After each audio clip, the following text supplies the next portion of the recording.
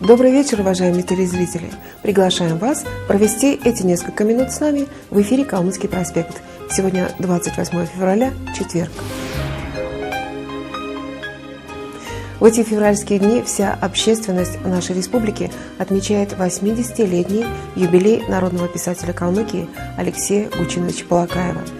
В библиотеках, в школах, в Национальном театре прошли тематические вечера памяти.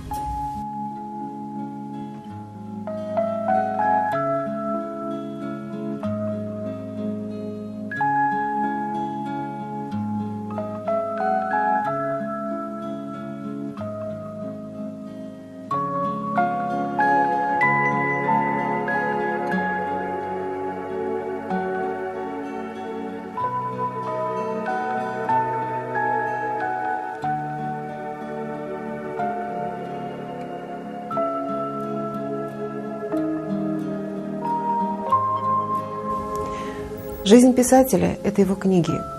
Наследие Балакаева огромно. Романы, повести, рассказы, стихи, пьесы.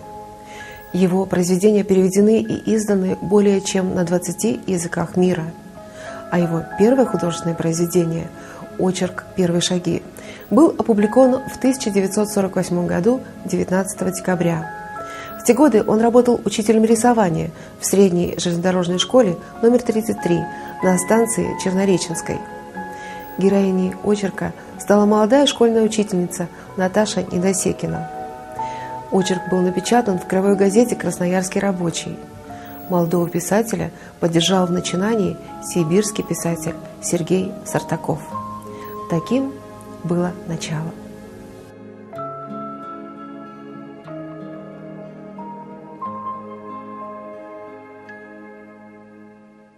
Алексей Гучинович Балакаев нельзя сегодня говорить как прошлый. Он вот присутствует, он рядом с нами. Я лично ощущаю его присутствие постоянно, независимо, это у нас литературные дни или же просто работа над очередной рукописью. Мне пришлось его знать долгие десятки лет. В нашей сегодняшней передаче об этом замечательном человеке вспоминают его близкие, друзья и родные. Впервые в 1964 году, после окончания института, я приехала работать в Яшкульскую школу, и оттуда буквально через некоторое время меня забрали в Калмыцкое книжное издательство. И главным редактором, кто меня принимал на работу, тогда был Алексей Гучинович Балакаев. И вот с этих лет, на протяжении до его ухода в мир иной, я имела такое счастье видеть, общаться, читать его книги. Он редактировал мои первые книги, помогал мне в становлении идти по литературному пути. И имя для меня всегда дорого, оно незабвенно. После возвращения калмыков на родину в Москве вышла его книга «Саглар». Это книга рассказов, которая была переведена русским писателем Николаевым и издавалась в солидном издательстве «Советский писатель» тиражом 50 тысяч. Для того времени это огромнейший тираж. То есть имя Алексея Гучиновича Балакаева в Советском Союзе держали, распространилось, стало известно как нового автора. И эта книга, можно сказать, вошла в дом 50 тысяч читателей.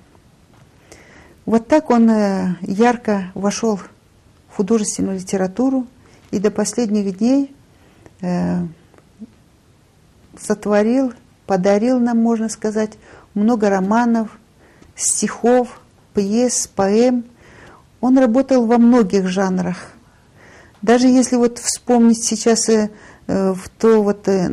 опять я возвращаюсь в годы начального периода его работы одна песня «Элистинский вальс». Сколько поколений поют, и как она дорога и мила нам и сегодня. Я думаю, что она будет жить и в последующем, потому что вот такие вот светлые мотивы, светлая тематика в его произведениях присутствует очень много.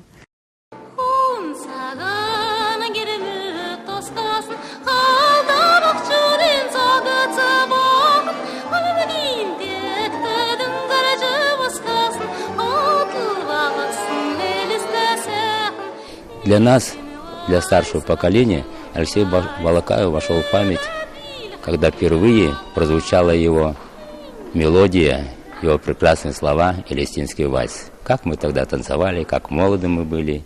И вот теперь за прошедшие эти годы, через полвека, начинаешь думать, как мог поэт так схватить, уловить то ощущение свободы, радости, которую жил тогда каждый калмык, вернувшись только к себе.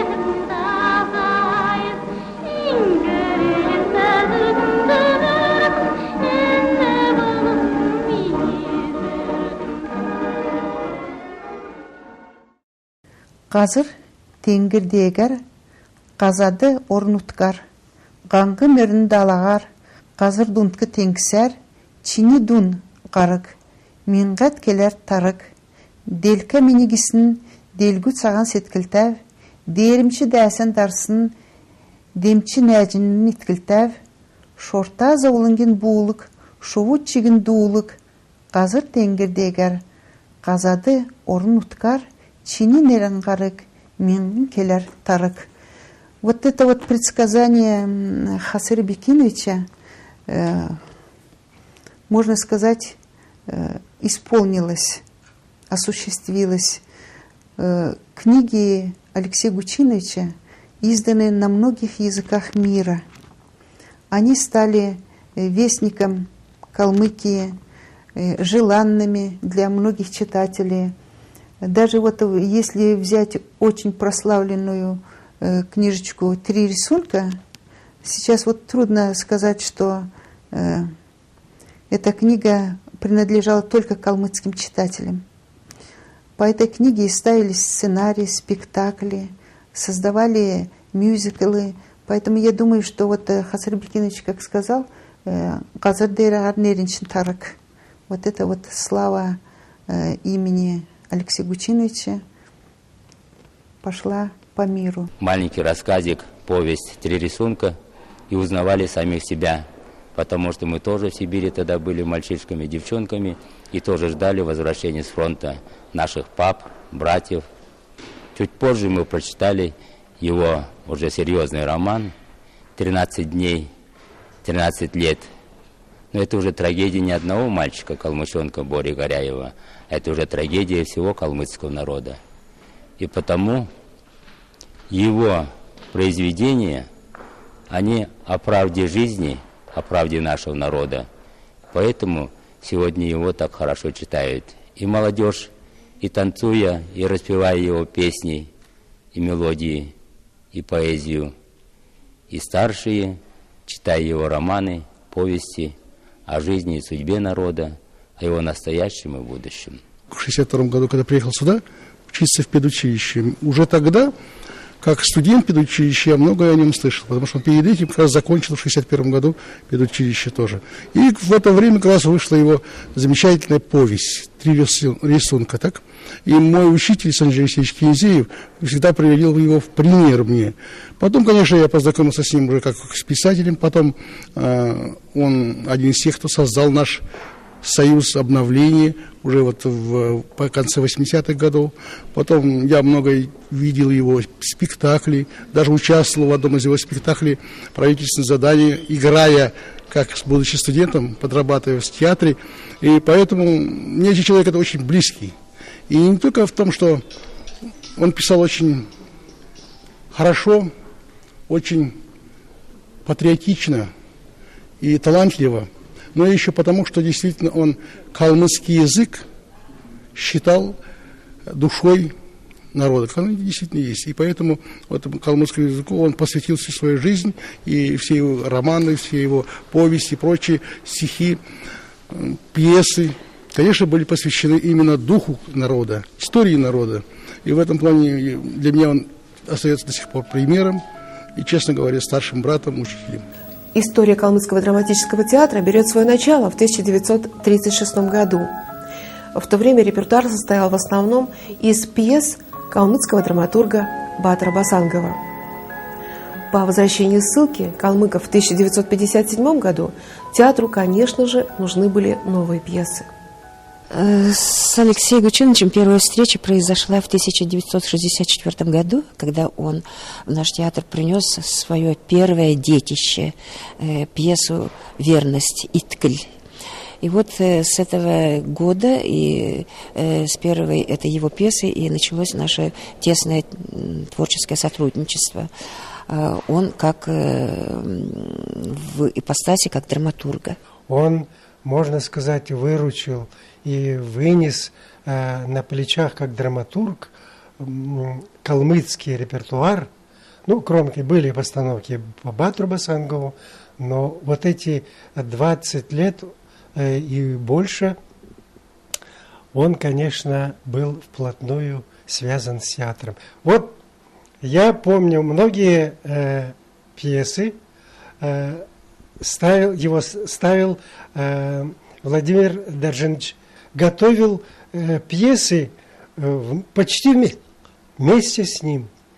Они спорили у него дома, они спорили там, вплоть до того, что разбегались на несколько дней. Потом опять сходились и начинали писать, начиная работать над пьесой. Вот такие пьесы, как «Начало», «Хар Ясын», «Калмычка», ну, и другие пьесы.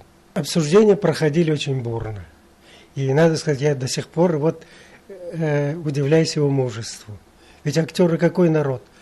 А вот этот образ мне не нравится. Дело в том, что актер только услышал, а как еще режиссер будет трактовать этот образ, пока неизвестно. А вот тут написано, а вот тут какие-то фразы, а здесь характер мне не нравится. В общем, таких было много. И споров на обсуждениях, это не по маслу шли такие приемы пьесы. Трудно было. Был случай, когда Алексей Гучинович хлопнул дверью и ушел. Но мы думали, жалко, ведь пьеса хорошая, ну, ее надо доработать. Но он был очень отходчив. Он был очень человек, который ради дела мог забывать все эти шероховатости, неприятности, сглаживать. Он был очень славный, мирный человек такой. Вот. И в конце концов договаривались, снова, значит, они работали над пьесой и дописывали, там что-то исправляли, но пьесы получались, выходили спектакли, и неплохие спектакли. Кстати, вот первая пьеса его «Верность», «Иткль», дальше там «Елисинский вальс», комедийная такая пьеса. Тоже были такие конфликты небольшие, но пьеса вышла, и вовремя, можно сказать, интересная, веселая. А мне посчастливилось участвовать в 7 спектаклях, поставленных по его пьесе. Но я скажу, что мне вот так, как актрисе, кажется, что так были глубоко и задушевно выписаны женские образы, что я просто в них купалась. Вот. Ну, а пьеса «Сердце матери», конечно, побила все рекорды. Она была поставлена только тогда в нашем Советском Союзе на сценах театров. А она была поставлена еще и очень много и во многих странах. Вот. И пьеса эта, в общем-то, она стала как бы символом, что ли, драматургии Алексея Учиновича. Правительственное задание. Там снегом занесло небольшой город в Таджикистане на вершине Памира, Мургаб. И вот туда, значит, то ли дивизия, там полк, ну, в общем, та армия, которая дислоцировалась в Средней Азии под командованием Акива Ивановича Городовика, вот они доставляли туда груз, продукты, одежду. И вот по ходу движения, значит, к этому городу там вмешиваются английские шпионы, мешают, значит, Алексей Гучинович, то, что было в очерке вскользь сделано, он сделал образ, он расширил это и завязал конфликт. Вот. И вот такого английского шпиона я играл. И вот они хотели помешать вот этой помощи. Балакаеву удалось, если очерк читается как просто интерес, вот такой поход, а здесь все в образах очень интересно. Он расположил и образ Акива Ивановича, его окружение, образ этих противников, которых просто из короткого очерка вытащил Алексей Гучинович, сделал их живыми персонажами. Ивану Алексеевичу Улану посчастливилось не только играть в пьесах Алексея Балакаева, но и быть свидетелем становления драматурга. Он вспоминает. Настоящий драматург – это тот, который работает вместе с театром, с актерами. Вот такую, видимо, такие советы, видимо, давали там, где он учился, драматургии. И Алексей Гучинович это, в общем-то, применял. И ему, конечно, в большинстве случаев это удавались. Все пьесы, написанные свыше 10, они сейчас с какими-то небольшими изменениями, они могут быть поставлены на сцене. И надо сказать, если до войны был Батыр Басангов, то после Сибири, после войны, это пьесы Алексея Балакаева. Он выручил театр. И это, кроме писателя Балакаева, поэта Балакаева, его можно назвать драматургом.